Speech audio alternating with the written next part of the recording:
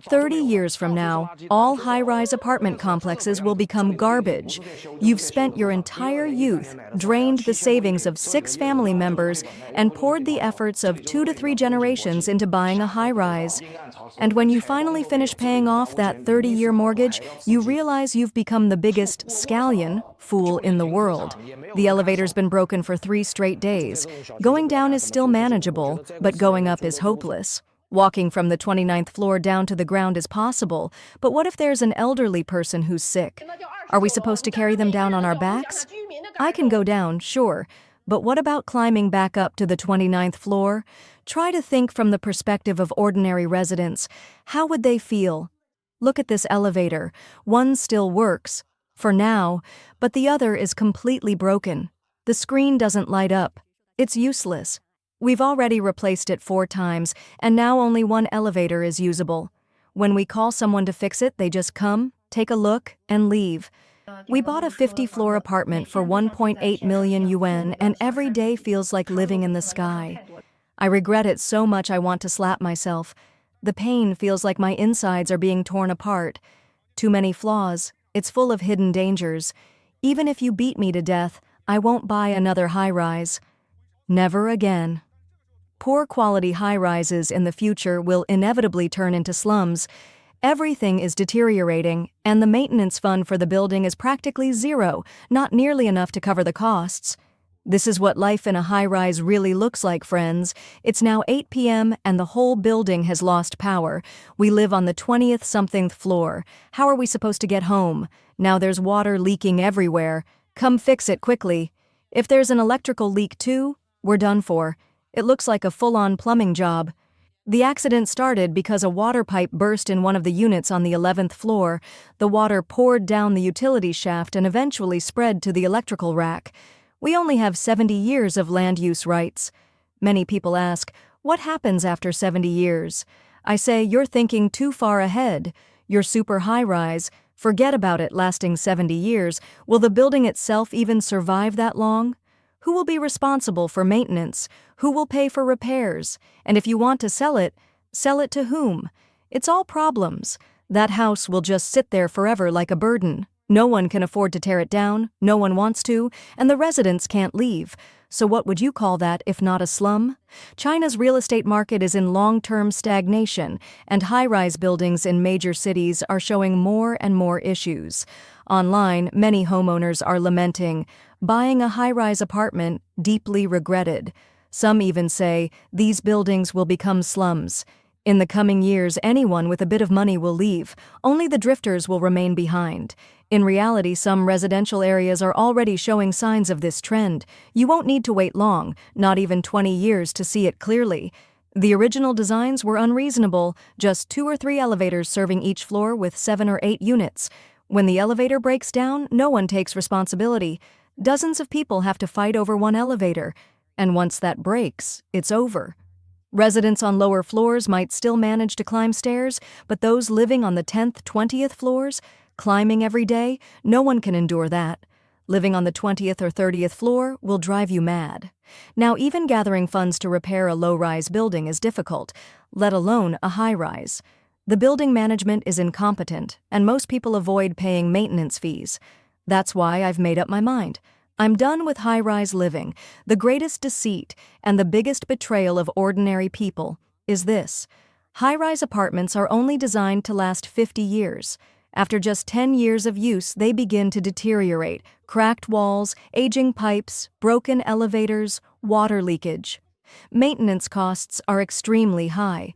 Developers only care about selling units, and property management is only interested in making money. The maintenance fund runs dry within just a few years. Ironically, wealthy people would rather buy high-rise units just to store urns of ashes as houses for the dead than to actually live in them. So who ends up living in these apartments? Those without money, the poor. The hygiene is filthy, neighbors lack awareness, the entire residential area is filled with shady people, and public security is chaotic. If this still doesn't qualify as a slum, what does? Look around at today's high-rises. Many have already become slums. In another 50 years, we'll witness even more of them turning into true urban ghettos. Some say high-rise buildings will eventually become slums, and I believe this project is a textbook example. The green belts have long disappeared, garbage and rats are everywhere, and the environment is appalling. The elevators are either constantly under repair or about to break down. Back in 2012 and 2013, the price per square meter was over 7,000 yuan. Now, homeowners either sell at a loss or are completely stuck. This is Fung International in Guilin, narrow corridors, damp and dark, not even a ray of natural light. The storage rooms are scarier than escape rooms, and the parking lots are completely unmanaged. Don't even dream of comfort if you live here. I think in 10 years, even renting these places will be impossible. According to residents, this building has 33 floors, but only one elevator is functioning normally. In the morning, students must leave 30 minutes early just to make it to school. Sometimes they wait the whole time and still can't squeeze into the lift. Delivery workers have to climb over 20 floors on foot, and residents often walk up the stairs just to get home. Exhausting. One person lived on the 40th floor for 3 years and finally sold at a loss of 300,000 yuan to escape. He advises anyone thinking of buying a high-rise to think very carefully. In the first year after moving in, everything seemed fine. But by the third year, so many problems arose that it became unbearable. People felt like they were collapsing mentally. The sense of safety was terrible, not because of theft, but because every time there was a storm, the whole building shook, and it felt like lightning could strike straight into the room. Dust was everywhere, and the noise was overwhelming. Since there were no trees to absorb the dust and block the sound, living on a high floor made it even worse. Water supply was also a huge issue. Because of the height, a secondary water pump system was needed, but during peak hours in the morning and evening, the water pressure dropped so low it was unusable. You had to avoid those times or suffer greatly.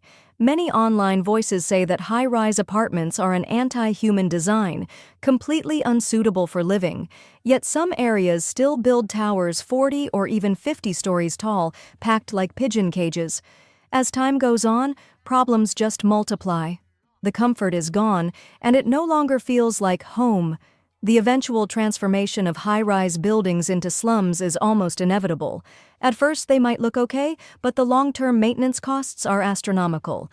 Broken elevators, damaged plumbing, faulty wiring, crumbling exterior walls, fire hazards, all sorts of risks accumulate over time, and repairs become harder and more expensive. 10 years ago, people were scrambling to buy luxury apartments on the 30th floor. Now those prices have dropped by 40%, and still no one dares to buy. In recent years, wealthy individuals around you have been quietly withdrawing from high-rise apartment complexes. They either move into suburban villas or settle into ultra-spacious luxury apartments in city centers. Behind this phenomenon lies a simmering crisis within high-rise residential buildings, from elevator malfunctions in Kunming, rooftop fires in Hebei, to explosions in skyscrapers in Shenzhen. These are not random accidents, but inevitable outcomes.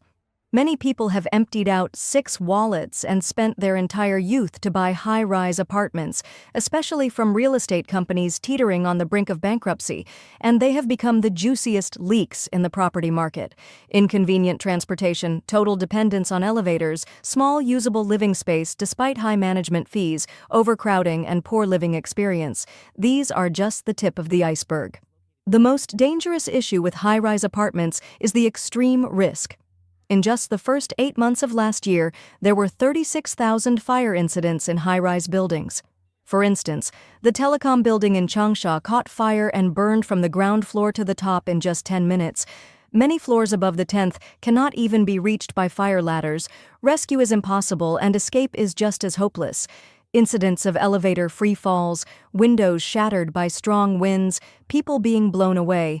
These gruesome realities expose the fragility and latent danger of high-rise living. The phrase, high-rise apartments will become slums, is an understatement. Some are turning into ghost zones. Massive complexes like Tongtianyuan in Beijing, Huaguoyuan in Guizhou, and Chengnanjiayuan in Chongqing house tens of thousands of residents. Demolishing them would cost more than building them, requiring huge compensation and tear-down expenses.